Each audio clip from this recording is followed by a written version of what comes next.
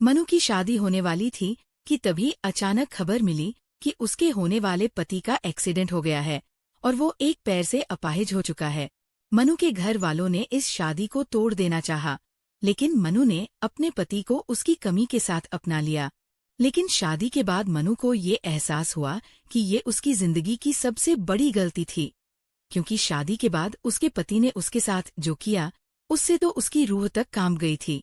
जब मनु 18 साल की हुई तो घर वालों ने उसकी शादी तय कर दी। मनु दिखने में बहुत ज्यादा खूबसूरत नहीं थी, इसलिए उसके घर वालों को उसकी शादी की बड़ी चिंता सताती थी। मनु के नैनक्श अच्छे थे, बस उसका सांवला रंग उसकी खूबसूरती को मात दे जाता था। बस यही वजह थी कि जैसे ही मनु के लिए एक अच्छा रिश्ता आया, उसके पापा ने उसकी शादी तय कर दी। इसी तरह मनु की शादी अर्जुन के साथ तय हो गई। ये रिश्ता मनु के एक दूर के रिश्तेदार ने भिजवाया था। मनु बचपन से अपने माम पापा की हर बात माना करती थी, इसलिए इस बार भी उसने अपने माम पापा के कहने पर इस रिश्ते के लिए हाँ कर दी। शादी से पहले मनु की उसके होने वाले पति अर्जुन से फोन पर बात हुआ करती थी। उन्हीं बातचीत में मनु ने ये जाना था कि अर्जुन एक बहुत ही सुलझा हुआ लड़का है। जिस तरह मनु ज्यादा खूबसूरत नहीं थी, उसी तरह अर्जुन भी दिखने में कुछ ज्यादा हैंडसम नहीं था। लेकिन फिर भी अपनी किस्मत में जो कुछ भी लिखा था, मनु उसी में खुश थी। क्योंकि मनु खुद खूबसूरत नहीं थी, उसने कभी भी अपने लिए हैंडसम लड़के के ख्वाब नहीं देखे थे। मनु के घर में उसका बड़ा भाई और उसकी भाभी थे, जो उसे बहुत ज्यादा प्यार करते थे। मनु की भाभी, उसकी भाभी कम और सहेली ज्यादा थी। जब से उसकी भाभी उसके घर शादी करके आई थी, मनु अपने दिल की हर बात अपनी भाभी को बताया करती थी। मनु के और अर्जुन के घर वालों ने मिलकर उनकी सगाई की तारीख भी पक्की कर ली।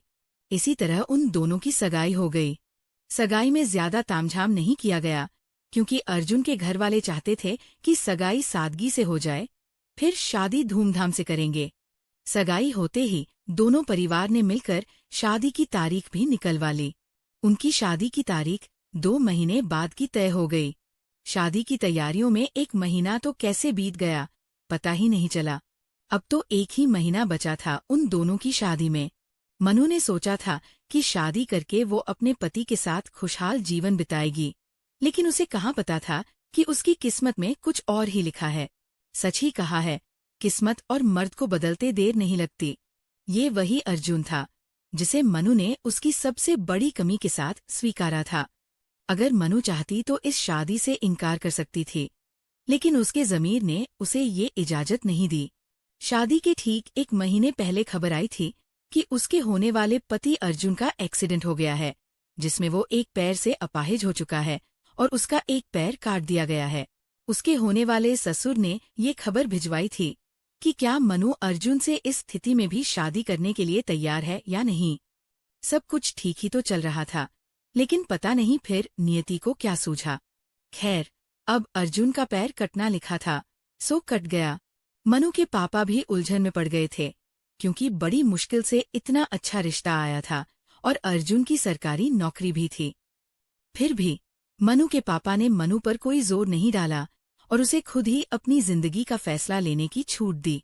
दुविधा में तो मनु भी थी, क्योंकि जिससे मनु की शादी होने वाली थी, कल तक तो वो बिल्कुल ठीक था, लेकिन आज उसमें एक बहुत बड़ी कमी आ गई थी।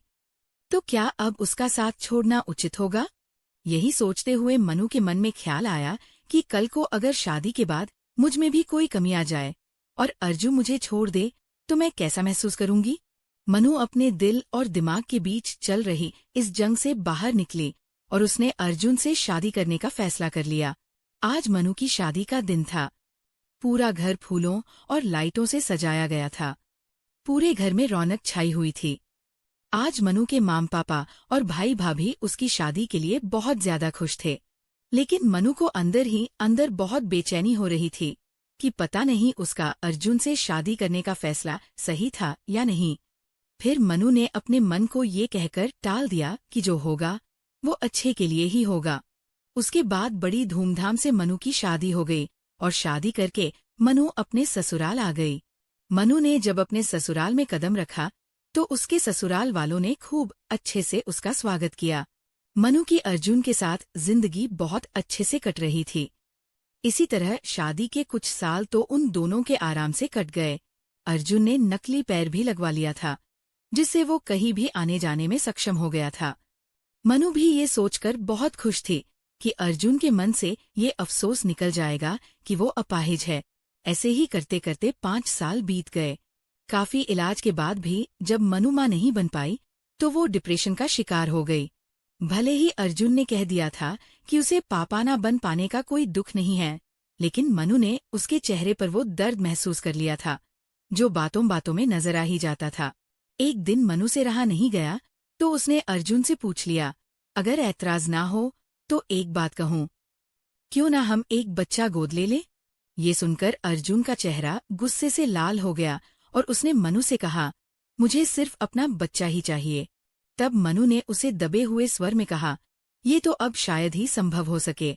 ये सुनते ही अर्जुन बिना कोई जवाब दिए उठकर वहां से चला गया।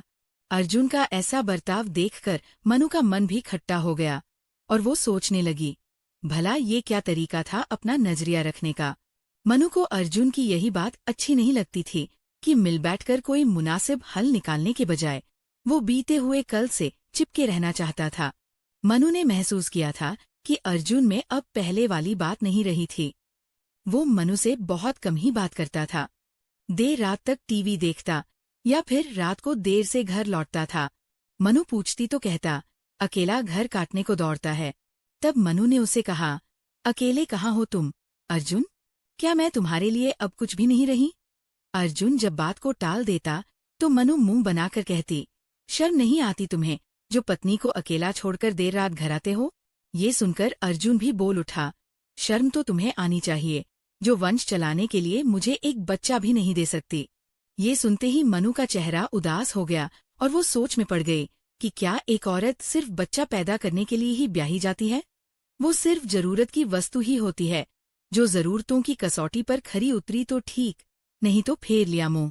खैर, मनु ने अपने आंसुओं पर काबू रखा और कोशिश की कि अपनी कमजोरी को जाहिर न होने दे, लेकिन फिर भी मनु अपनी भावनाओं पर नियंत्रण नहीं रख पाई और कहने लगी, मैं तुम्हारी बीवी हूँ अर्जुन, और मुझे पूरा हक है ये जानने का कि तुम देर रात तक बाहर क्या करते हो। अर्जुन को गुस्सा आ गया और वो कहने लगा, अच्छा, तो अब समझा, तुम्हें जलन हो रही है कि मैंने कहीं दूसरी ना रख ली हो। मनु ने भी अर्जुन की तरह गुस्से में ही जवाब दिया, रख सकते हैं आप, ये कोई नई बात नहीं होगी मेरे लिए। अर्जुन ने कहा, तो फिर पूछताछ क्यों कर रही हो? यूं समझ लो, मैंने रख ली है, भले ही ये झूठ हो। फिर भी इससे अर्जुन की मंशा मनु की समझ में तो आ ही गई थी। अर्जुन तो उठकर चला गया, लेकिन वो मनु को एक ऐसी चुभन देता गया जिसके दर्द का एहसास मनु के दिल को देर तक होता रहा। ये सोचते हुए वो अकेले में फूट फूट कर रोने लगी कि कैसे कोई पुरुष इतना बदल सकता है। 5 साल जिसके साथ सुख दुख साझा किया, वो अचानक कैसे बदल सकता है? लाख कोशिशों के बाद भी मनु इस सवाल का जवाब ढूंढ ना सकी और किसी तरह से उसने अपने आप को संभाल लिया। आज अर्जुन के एक दूर के रिश्ते की मामी की लड़की सुनीता आने वाली थी। वो बिन बाप की लड़की थी। उसे अपना ग्रेजुएशन पूरा करना था, इसलिए वो 1 साल के लिए अर्जुन के घर पर ही रुकने वाली थी। हालांकि अर्जुन के माँ बाप नाक भी सिकोड़ रहे थे, लेकिन सुनीता की माँ ने कहा, दीदी, सुनीता बिन बाप की बेटी है, अगर तुम लोगों का सहारा मिलेगा तो वो अपने पैरों पर खड़ी हो जाएगी, वरना मेरे पास तो कुछ भी नहीं है जिसके बल पर मैं उसका ब्याह कर सकूं। इसकी पढ़ाई लिखाई ही इकलौता आसरा है हमारा, पढ़ लिख कर कम से कम अपना पेट तो पाल सकेगी। इतना कहते ही अर्जुन की मामी की आंखों में आंसू आ गए। मनु की सास ने उन्हें तसल्ली दिलाई और फिर उन्होंने पलटकर अर्जुन की तरफ देखा और कहा, अर्जुन, तुम सुनीता को कल उसका कॉलेज दिखा देना। कि तभी मामी जी मुंह बनाकर बोली, यहाँ आने जाने के लिए रिक्शा तो मिल जाता होगा ना? मामी के इतना कहते ही अर्जुन तुरंत ही बोल पड़ा, मम्मी, आप चिंता ना करें, अगर रिक्शा नहीं मिलेगी तो मैं छोड़ आया करूंगा। इतना कहकर अर्जुन ने एक नज़र सुनीता पर डाली तो सुनीता भी हल्का सा मुस्कुरा दी। मामी जी फिर भावुक होकर बोली, मैं यही सोच कर आई थी कि यहाँ सुनीता को कोई परेशानी नहीं होगी, तुम सब लोग उसे संभाल लोगे। सुनीता के पापा के जाने के बाद तुम लोगों के सिवा मेरा है ही कौन? अगर आपने सहारा ना दिया होता तो मैं कब की टूट चुकी होती। ये कहकर मामी फिर से सुबकने लगी। सुनीता ने मामी जी को डांटते हुए कहा, क्या है माँ, हर जगह अपना रोना लेकर बैठ जाती हो। तब मामी जी ने कहा, क्या करूं बेटी, मैं अपने आप को रोक ही नहीं पाती। आज अगर तेरे पापा जिंदा होते तो मुझे इतनी भागदौड़ ना करनी पड़ती। और फिर मनु की सास की तरफ देखते हुए कहा, वैसे भी आप कोई गैर थोड़ी है। ना जी। मनु की सास ने भी मामी जी को तसल्ली दी और कहा, हम सब सुनीता का वैसे ही ख्याल रखेंगे जैसे आप उसका अपने घर पर रखती है। ये सुनते ही मामी जी ने अपने आंसू पोंछ लिए और 2 दिन रुककर बरेली चली गई। अर्जुन ने सुनीता को उसका कॉलेज दिखाया और उसका दाखिला भी करवा दिया। सुनीता की जरूरत का हर सामान भी खरीदा गया और ये सारा खर्चा अर्जुन ने ही किया। लेकिन फिर भी मनु को इससे कोई ऐतराज नहीं था। मगर अब तो अर्जुन नए बहाने से सुनीता का कुछ ज्यादा ही ख्याल रखने लगा था। सुनीता के खाने पीने से लेकर उसकी हर छोटी छोटी जरूरत के लिए वो हमेशा मोटरसाइकिल स्टार्ट कर देता। पत्नी से ज्यादा गैर को अहमियत देना मनु के लिए असहनीय था।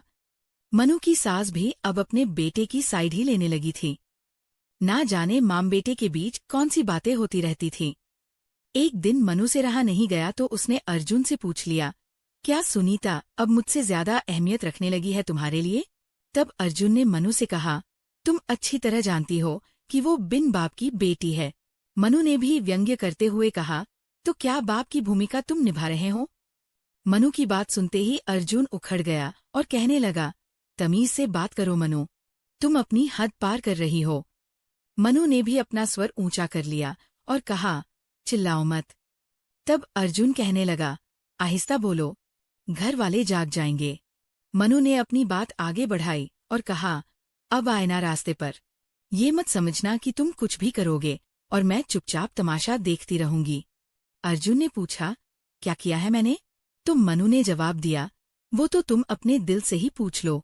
अर्जुन अनजान बनने की कोशिश करने लगा तो मनु ने कहा, मासूम बनकर सुनीता को चकमा देना मुझे नहीं, मैं तो अब तुम्हारी नसन से वाकिफ हूँ।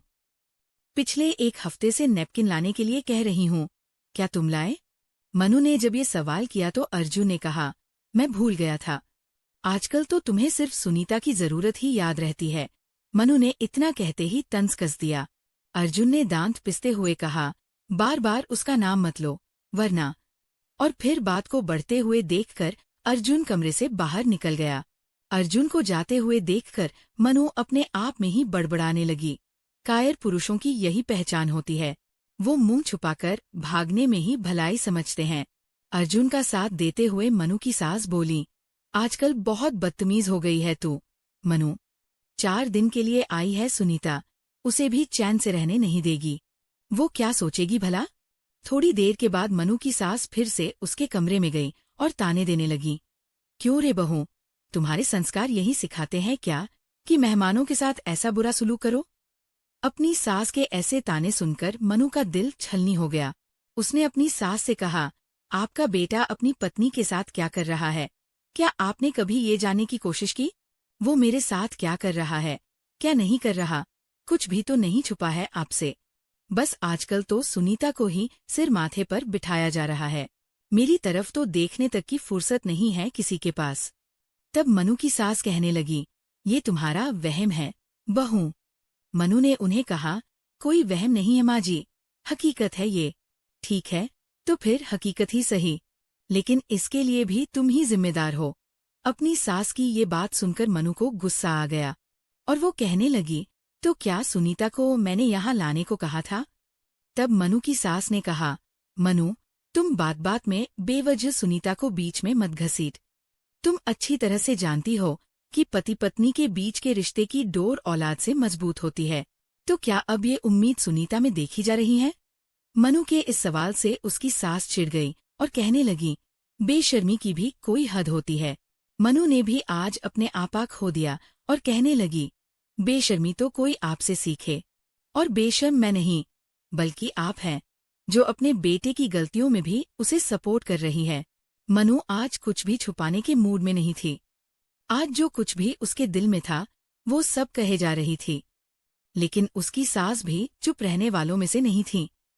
उन्होंने कहा, हाँ करती हूँ, मैं अपने बेटे को सपोर्ट और आगे भी करती रहूंगी।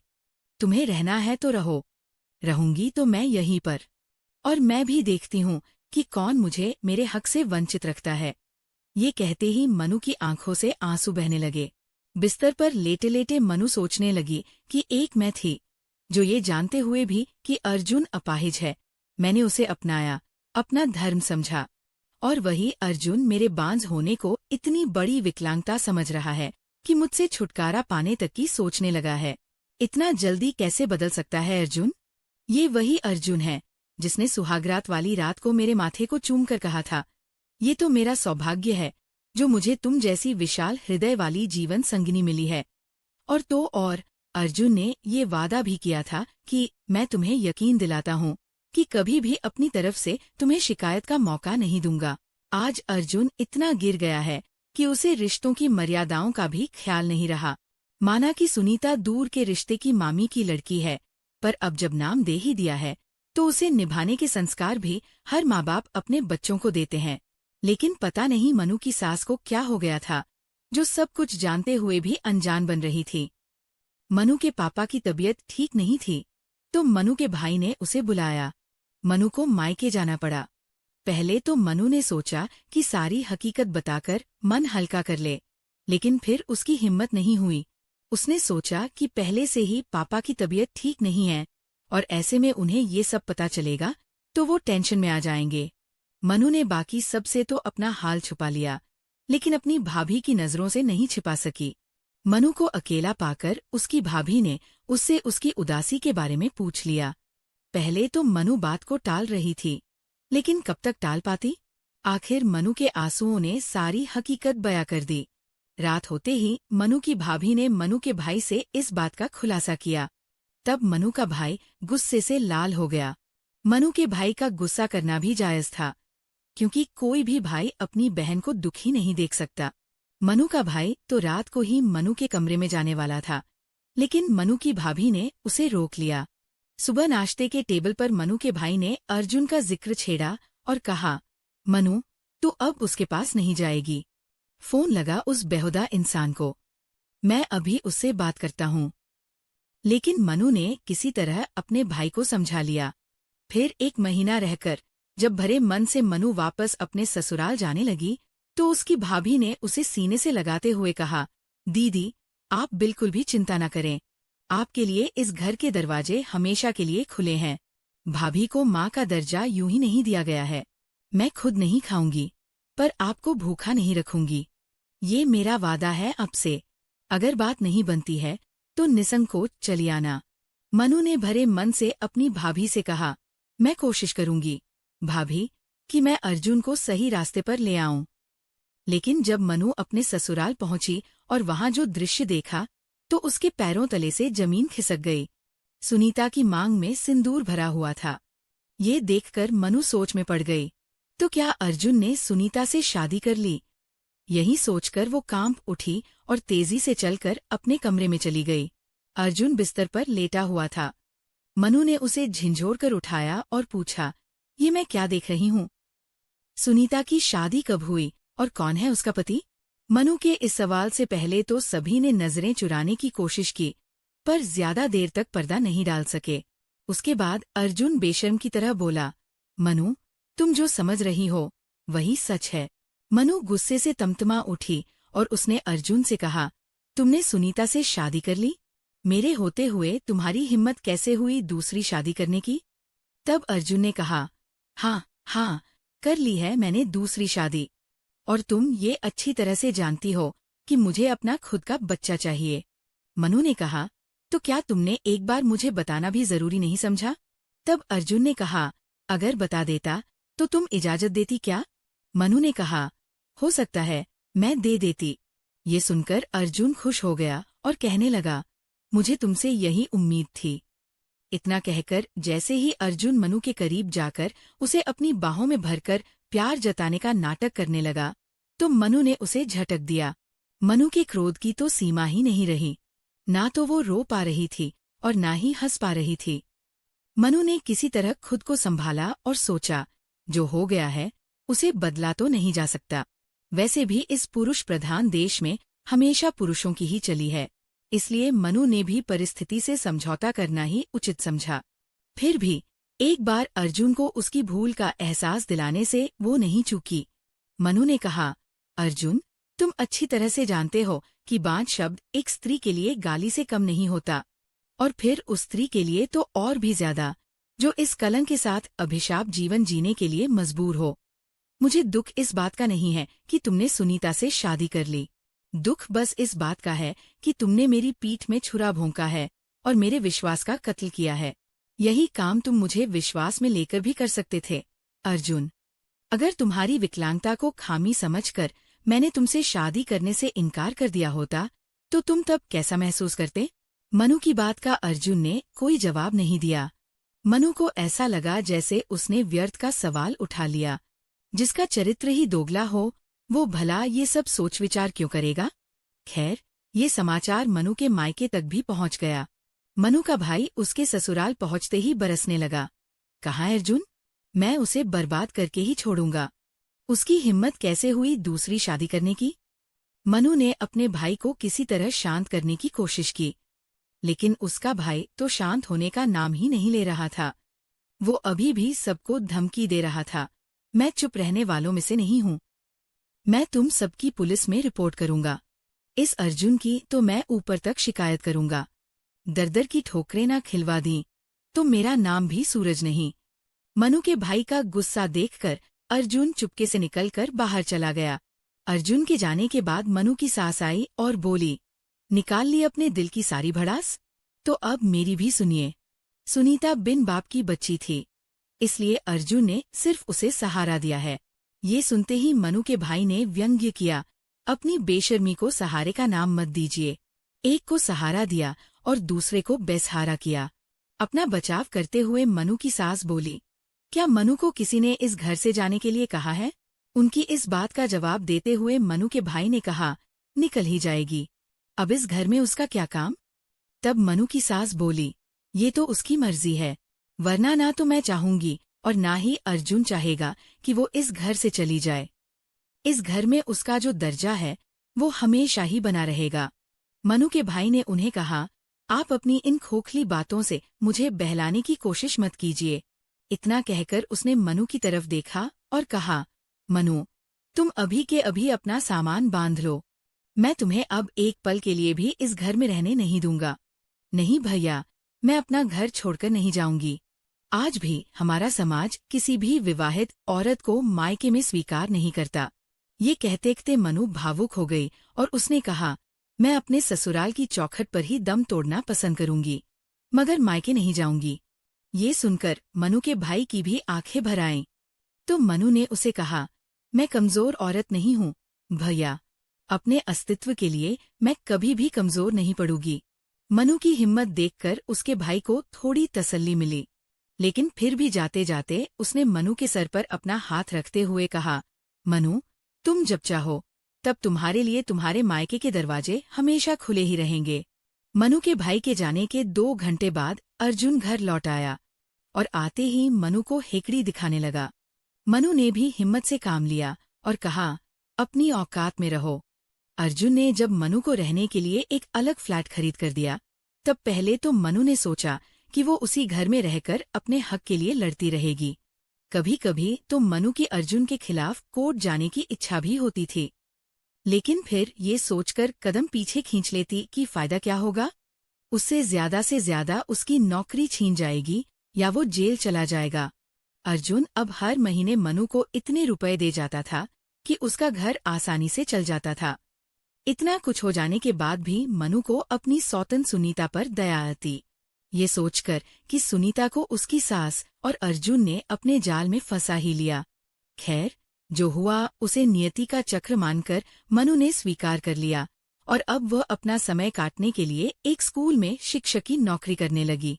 धीरे धीरे समय इसी तरह बीतता गया और अब तो मनु का अर्जुन से संबंध सिर्फ महीने के खर्च लेने का ही रह गया था। सुनीता के प्यार में अंधे अर्जुन को अब मनु की कोई फिक्र ही नहीं थी और न ही मनु को ऐसे आदमी से कोई ताल्लुक रखना था। एक दिन अर्जुन ने भरे हुए मन से खुलासा किया और मनु से कहा, मेरे जीवन में बाप बनना लिखा ही नहीं है। जिस स्वर में उसने ये शब्द कहे थे, मनु को उससे सहानुभूति हो गई, क्योंकि जो भी हुआ आखिर वो मनु का पति था। मनु चाहती तो व्यंग्य करके उसका सीना छलनी कर सकती थी, लेकिन पीछे लौटकर वो अपने ही जख्मों को कुरेदना नहीं चाहती थी।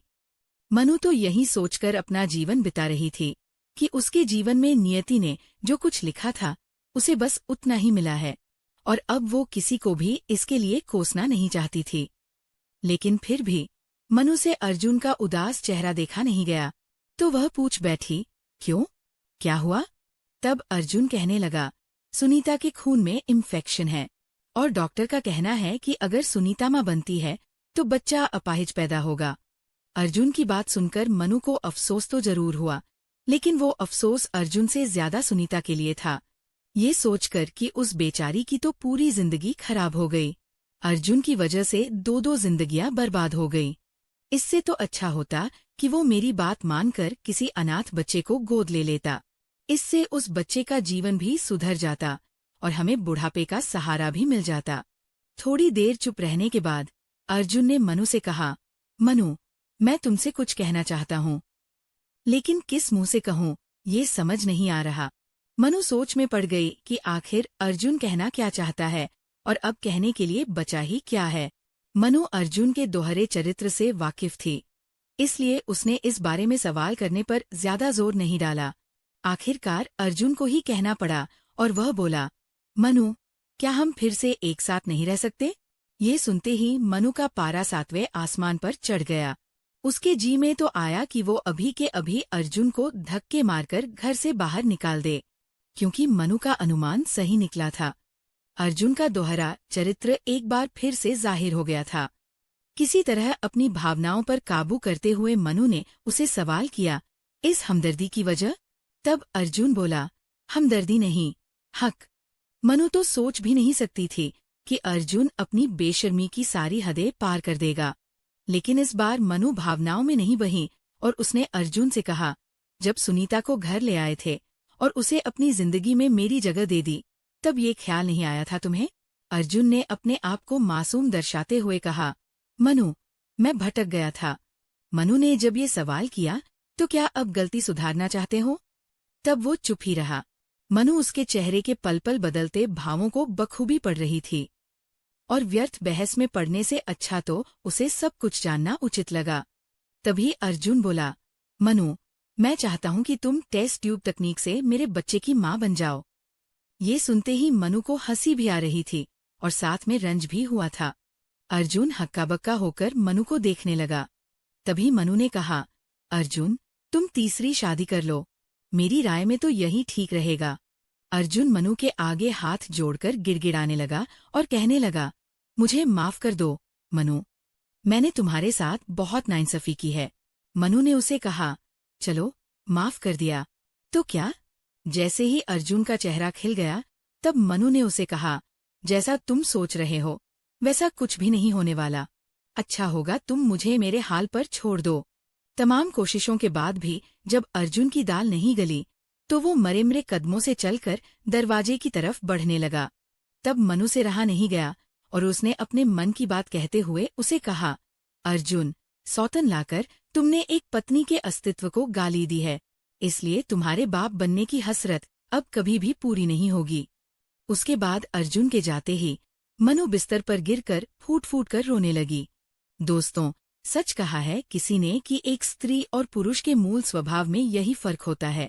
हमारे समाज का पुरुष अपनी पत्नी को पाव की जूती समझकर जब चाहे अपनी जिंदगी से बाहर निकाल फेंकता है, और अपने खोखले नियमों का पालन करने के लिए जब चाहे दूजा ब्याह कर लेता है, क्योंकि हमारे धर्म के ठेकेदारों ने पुरुषों को खुला बना दिया है, और वही औरतों की ममता को हजार बंधनों में बांधकर उसे कमजोर बना दिया है।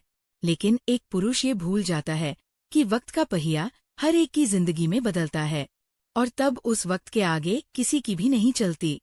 ऊपर वाला सब देखता है और सबका हिसाब भी रखता है, इसलिए अपने किए का अंजाम तो सबको यही भुगतना पड़ता है, जैसे अर्जुन को भी भुगतना पड़ा। जिस बच्चे की चाह में उसने मनु को अकेला छोड़ दिया था, शायद उसे अब अपनी इस जिंदगी में कभी भी वो सुख नसीब नहीं होगा। यही नियति का इंसाफ था।